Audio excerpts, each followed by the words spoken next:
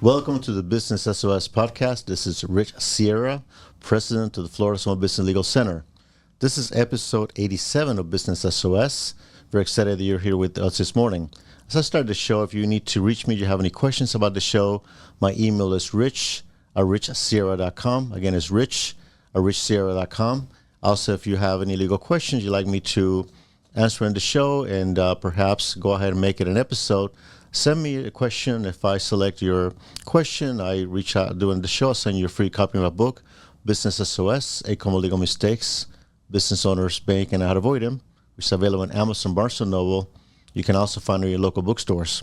Today we have a special show. I have a friend of mine who is actually a business owner who's actually here in the show. Let me tell you a little bit more about her. I'm excited to welcome Brazilian bikini and skincare expert and business owner Lau Ribeiro, the founder of Lau Ribeiro Spa. Lau has built successful business in the competitive skincare industry, offering tailored treatments such as hydrofacials, dermaplaning, microneedling, and Brazilian Bikini Waxing. In this episode, we're going to dive into Lau's journey from being a history teacher in Brazil to becoming a thriving business owner here in Florida. We'll also discuss the key challenges starting and running a skincare business, the importance of client commitment to skincare routines, the benefits of microneedling treatments. I hope I'm pronouncing that correctly. And also some of the business challenges that she faced as well as a business owner. Lau, welcome to the show. Thank you very much, Rich, for the opportunity to be here. I'm glad you're here today. I'm the appreciate one. Thank you. Tell me your story. Tell me how, you were a history teacher in Brazil and then you came to the United States, and tell me your journey, how you opened your skincare business. Well, when I moved to the United States, I went to Georgia, and I realized I know to read and I can write, but I cannot speak. Little bit mute. Then I cannot be a teacher. And I did many things as cleaning house. Then I moved to Florida. When I moved to Florida, I decided to go to the skincare business, because in Brazil we do a lot nails, we do a lot waxing, and always I had passion for that. Yeah. First of all, I met a person, she's from Mexico, and give me the advice, why you don't work with waxing? Yes, then I started training waxing on people, and I applied for a license. We have to go to a school, it's just 60 hours. In the meantime, I was trying to take my license. I was working the school, also helping to get the license. And then I became working. That was my go-in for teacher history, for skincare business. And then I found on that a passion. I really enjoy the clients, and I enjoy the challenge, because each client. We have no equal client. It's unique. Yeah, every client is different, I'm sure. So what challenges, or how long have you been doing this? Since 2007. Okay, so it's been a while. Oh, yeah. Okay, it's a lot of people you've treated since then. Many. And when did you start your business?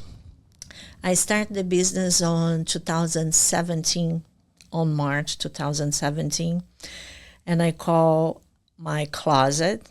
I start the business. It's in a very small, tiny space. Uh-huh. Was like I have to wait the client go, then I go after, and then after COVID time, I wait the COVID pass, then I move it for the first suite, and then from there start growing a little bit. Every year, I think it's better. Okay. So what challenges did you face when you started your business? When we start a business, we believe we just need the Florida license to be a technician, and that it's not true. Legally, has many others to sustain the business, to be the base of the business.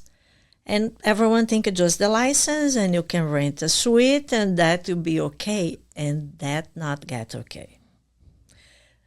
Need attorney to advise you what you can do, what you cannot do it. Because by people mouth, they know everything, but they know nothing at the same time. Because legally, it's totally different. That was a challenge. Yeah, you do not know what you don't know. I mean, this is We don't know contract. Yeah. You know, you can read the line, but you don't know the meaning of the line. It's totally different. Yeah. So you had to, when you opened your business, you had your first lease. I had my first travel lease. Yes, yeah, and then when they give you the lease agreement, it's a document that most people do not understand unless you actually work in that field. You're an attorney as well. Even that, Rick, because the first lease I signed, I asked for an attorney, and the person gave me one advice, and you saved me with another advice. And that is a difference also, I believe, in our business has the ones like your dedication for helping us. And it's the only thing you do. And you really know the laws. And when I signed a contract and I didn't know what I was doing, to move from that place to another place was a little bit of a headache, I say. Yeah, usually like in page 35 of the leases, that's when you're like, oh, I don't know that was there. Yeah, it is challenging. And it's actually, there are different types of attorneys, obviously, but if somebody who does not read leases day in and day out and is not going to understand the nuances of those leases and what to look for. Exactly. If anything else. So tell me about the services that you offer. I do hydrofacials. I do dermaplaning, microneedling, anti-age skincare, because that it's a treatment I do when the person leave with the mask from the spa. Normally they come 5-6 p.m. because the mask is very white, and they sleep with that mask, especially the people has sun damage. And I go accordingly with the client needed. I cannot tell you if you come without a consultation, I will do a hydrofacial on you. I do not do consultation over the phone, and I go with what the skin really needed. It's our biggest organ in the body. It's like just to you consider about if you are doing any type facial, if you open the oven, the first take the heat from the oven, it's your face. Yes. That we have to consider the profession the person is doing also. She's cooking or she's a cop, work outside. What type of profession I know what I go to do on the person. It's literally one person with one type treatment. The machine could be equal, but what I go to use on the skin can be different. So what can somebody expect in that first consultation with you regarding evaluating their skin? The clients normally have the dream, and I'm the reality. Yeah, all right. And then I have to educate them to they consider what I'm saying, do it to see the result they want. Has no miracle. It's a long time process, and it's a process for life. Because you have to do what I'm saying to you. If you imagine, we have 7 days a week, and we have normally 4 weeks on the month. Yes. I'm with you for 1 hour during 1 month. If I do anything and whatever I say to you, you didn't, you just throw away your money and my job. Okay. So when you say they come with a dream, what do you mean? They want to live with no enlarged pores anymore. They want no wrinkles. They want no lines. They want no hypigmentation. It's the biggest one. And they want that to work like immediately and take time. Okay. So what is, you mentioned hydrofacials. What is that? Hydrofacial, it's a machine, and that machine has, let's go put the water with a product inside of that water. If you have anti-age, I go use that type product. If you use oil skin, you'll be acne, you'll be another one. And then the machine go to do a exfoliation on your skin, but that water has the product on. And then I will choose like number 1, number 2, or number 3, according with the skin we have for me. Okay. And how many treatments usually somebody goes for hydrofacial? How many treatments would it take? Or is that something you do every month?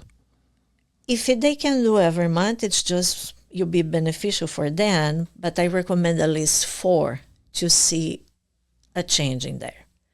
But another consideration is the environment. And when I talk about the environment, is your intake as a food and whatever you do outside.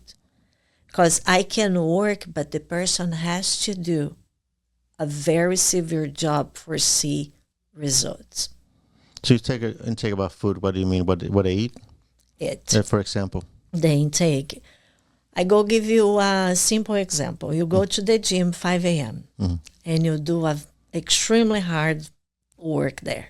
You take weights, 200 pounds, and you run, and you do whatever. And then you go home and you eat that cheesecake. Your workout just gone. Yeah. Skincare, it represents your care from your body. If you eat more salads and nutrition food, plus water, less drinking, your skincare shows better. If you don't do it, you have more acne, oil, some issues. It's a big combination. Our body, it's a machine, and then has to be working equally.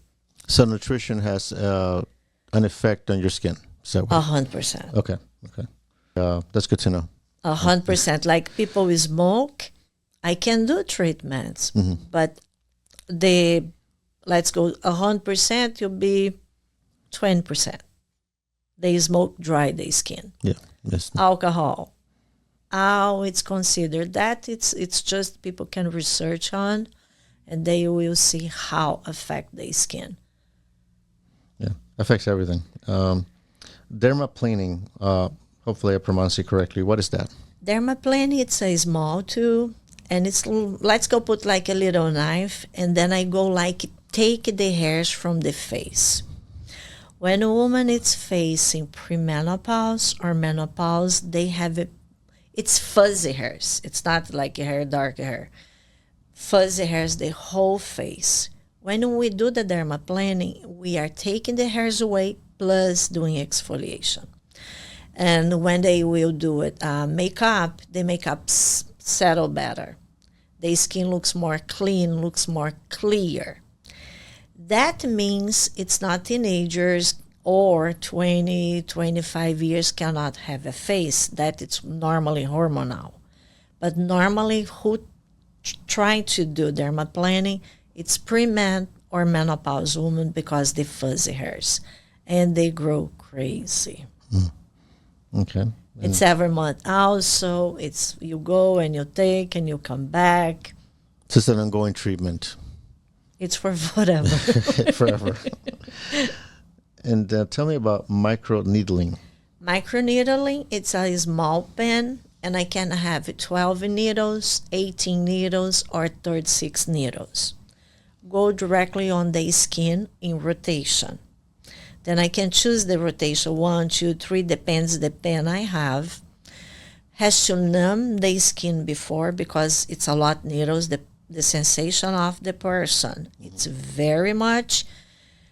And we can work with vitamin C, we can work with hyaluronic acid, we can work like as a vampire face. The vampire, which when I take the blood from you, the plasma, and do with the microneedle. Oh, I didn't know you did that. Okay. Yes, but that I have a nurse to do because I cannot drain the blood. Then she does when it's the vampire. But the microneedling, we have to investigate the life, the style life of that person. How it is the immune system. How it is diabetes, blood pressure. Because when the needle go to the skin, open the pores, and you see little bleeding there. It's not bleeding, but it's bleeding. Okay. Then if the person has diabetes, I have to have the note from the doctor he authorized me to do because the healing is totally different. Okay. Wow. And of course, last but not least, Brazilian Bikini Wax. The Brazilian is the popular, no? Okay, yes. It's what people like. The Bikini Brazilian, it's when I do on the client's front and back. Okay. That's removing the hair. All the hair's gone. Okay. All the hair's gone. And it's very popular, I assume. It's my most clientele. Okay. It's Bikini Brazilian. Okay. So that's where people go in perhaps for the Brazilian Bikini Wax, and they might look at other services as well. Yes, because they know me from the past more from the Bikini Brazilian than from the skincare. Okay. And yes, the big clientele coming from that. In terms of skincare, what are the mistakes people do when they take care of their skin? They buy everything they see. Okay.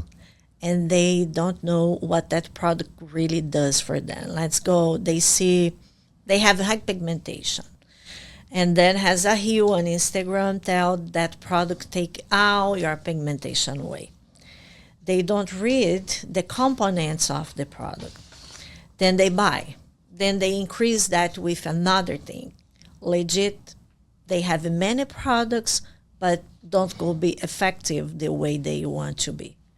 Has to have a consultation, Rick. Like the lease agreement, the skin, if you apply everything, it not go well. Should we not go? We should not go into Amazon and buy everything we need that is for skincare. No, I think it's a little consultation. What you really need, it go save you money, go save you time, and you go have a better skin. Okay. And how often, in terms of the waxing, how often do people do it? 4 weeks. Some need 3 weeks. Okay. Normally 3.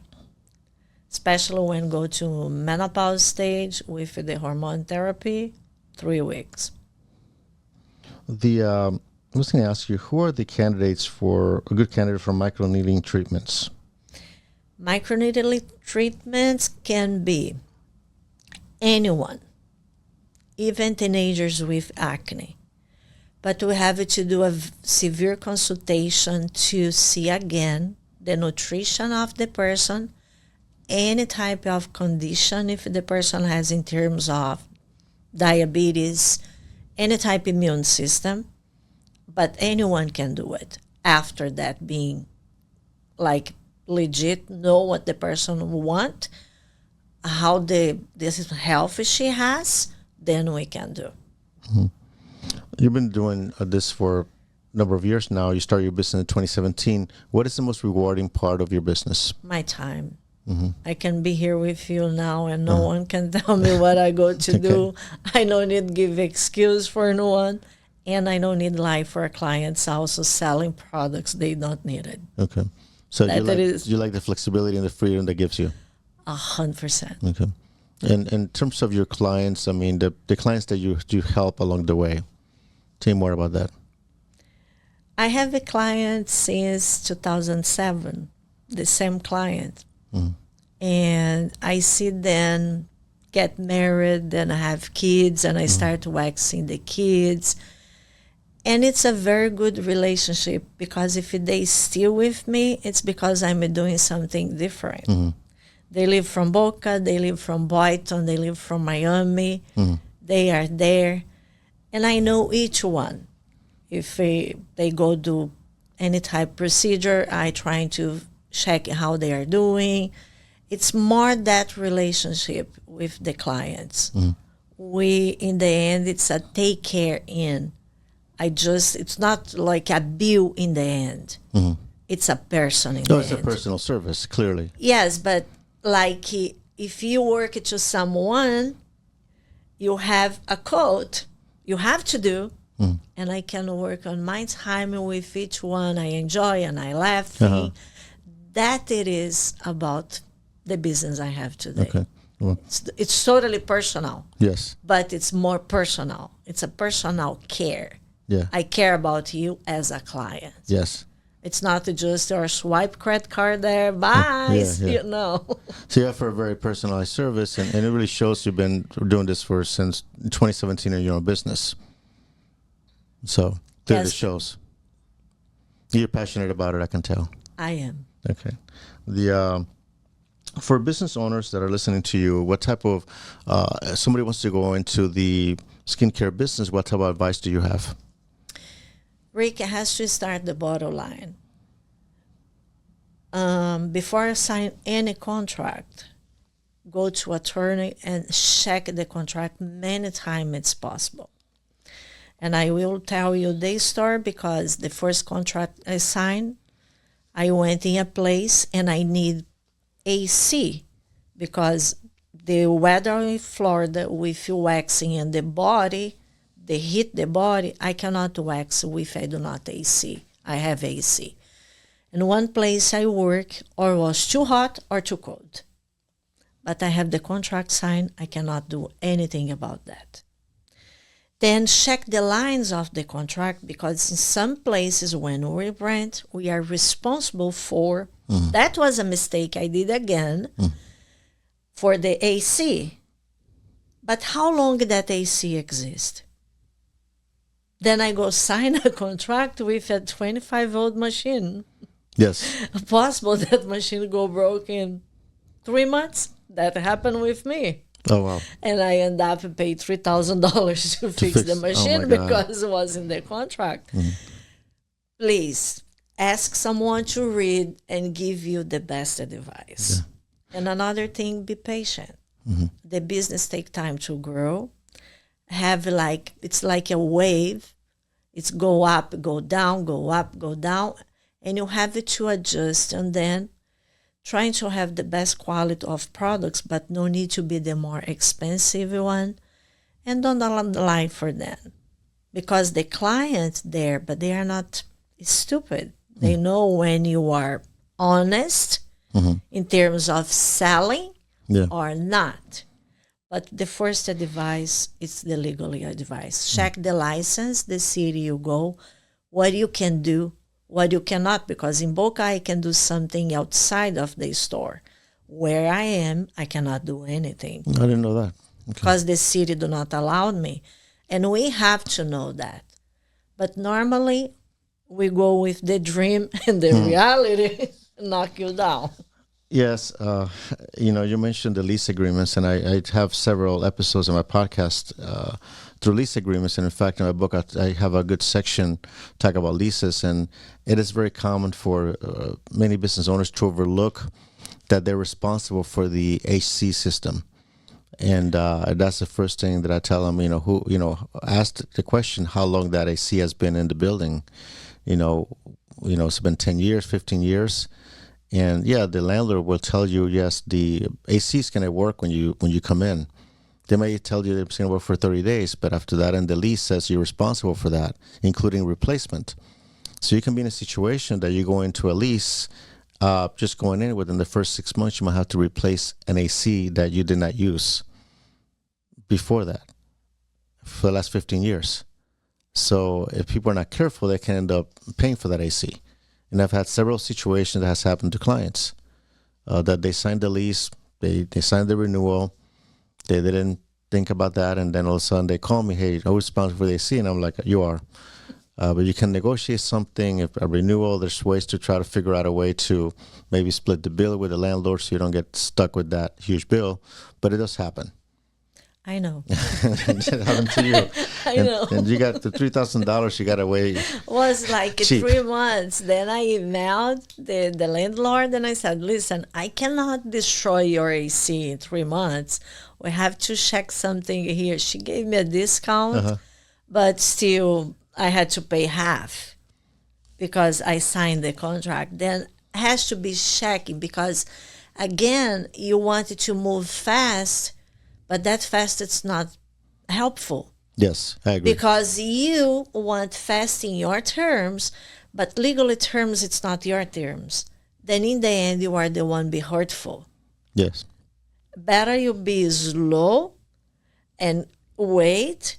It's like I had one time in one Subliz, and I do skincare. When I do the skincare, people also want to relax. They don't want to hear noise. And she has a pedicure, like the chair, on the wall. But when she was draining the water, That noise. and I freeze. I lost many clients for that. because of the noise. Yes. Then when I moved location, I text them, listen, I moved them. Oh, okay, now we can come back. And was on the list, and what I do here now. Because we do not check, and you want fast, you'll be the best, because everything you think will be the best. Yeah, yeah. But for advice, check the list, check the city requirements, because they change. It's one city for another city. And I'm glad you brought that example. It's good for our audience to hear a real life example of what could happen if you don't look at your lease agreement. The consequences, and I agree with you. You mentioned something about being patient, and that's so important as well. And many of us don't have the patience, but if you're going to go into business, you got to be patient. And going into fast deals, fast contracts leads to sometimes catastrophic consequences because, you may end up signing something that you did not intend to sign. It's like buy a machine outside USA. I go give you another example. Yeah. One time I went because I want the hydrofacial. Then I jump in app, then had the machine there. I did the deal because it was $1,000 less. Ending, I cannot get the machine. The machine was here in USA, but it's not approved by USA. Oof. I cannot do anything about it. Because if I check the requirements for release the machine by the country, to me it was a waste of time. No, I waste my time. I waste the money because, of course, they have to resend the machine for whatever I bought it. And then they charge me half because they shipping again. Oh, my God. And then you pay a little bit more inside USA, but it's safety. That I can guarantee for you. It's another device. Because it's cheap, it's not. And I'm going to give you another example. I have a client that sells those types of machines. And there was a situation at one time that the machine that he sold was a knockoff. It was not approved. It was not from the actual manufacturer. So you got to make sure if you're going to buy any type of equipment that actually comes from the manufacturer or an approved distributor, not a facsimile of the actual equipment. Because that could run into patent litigation, trademark litigation, and you can end up in all kinds of financial problems later on and legal problems. So, I think the lesson here is taking shortcuts can end up hurting you at some point. 100%. 100%. And one thing my son always tell me, if you live in USA, just know you live in USA. It'll be easy. But you have to know the contract. You have to know. Another advice I do, because normally when the client do skincare treatment, they sign a waiver. Don't take a waiver coming from Amazon or another platform. You have to ask a client also, attorney also, if that waiver legit, it's help you, or that waiver don't do anything. Because they check mark if they have, if they don't. And they sign. But if that paper legit, if in any case, because you don't know, Rick, the skin can have a condition, a situation, or reaction. I cannot tell you, you do microneedling, you be 100% sure that will be work. I can't, because I need the response of your own skin. I cannot guarantee that. Yes. If someone do it, it's impossible. But when they sign the paper, if that paper don't explain how, then you have a problem. Because they legit can sue you. It's a promise without doing a promise. Yes. And then for that, you need attorney to make sure that paper they are signed, it's beneficial to your business also. It's not only for the client. If the client lied to me, if I ask the client, do you have diabetes? No. I cannot know if they know or not. And they do. That paper do not help me and they have a reaction from the diabetes, they lie to me. Until I prove that to you as an attorney, no, take time. And I have to spend money. Yeah, yeah. Then we have it to be each step, like 100% sure you'll be beneficial for the client, but for me also. Because I'm the one on the business. I'm the one leading the reviews. I'm the one take care of the people. Yeah, you mentioned a couple of things there. One, waivers are very important. That you have the proper release of liability that is drafted by an attorney. I think that's very important. Number two, you also mentioned something about if a client decides not to tell you the truth on the questionnaire, that's a valid defense. Especially they sign it, that they assume the risk at that point. But in terms of getting sued, anybody can get sued for any reason. So another component to that is professional liability insurance, to have it, because you never know. But it's good to have professional liability insurance.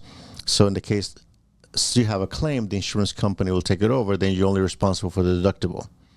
But having those practices in place will help you protect you from liability. Never going to be 100% sure, unless you don't do anything. So that's the only way. Yes, but at least if I do have your advice and your papers done by you, it's working with that, I'm more safe, even for the insurance, for the liability, than anything else. Yes. Yeah. It's not going to, because when you open a business, you want to make money fast, but you have to make money every time. It's not just one time. Then you have to take the clients according to the client's need.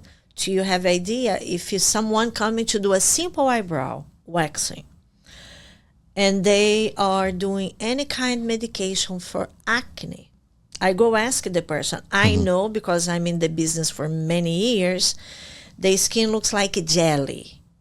It's red jelly. Okay. I know they are doing something. I ask, are you doing something? No, nothing. I tell, listen, if I do, you go be burned. Oh, yes, you know.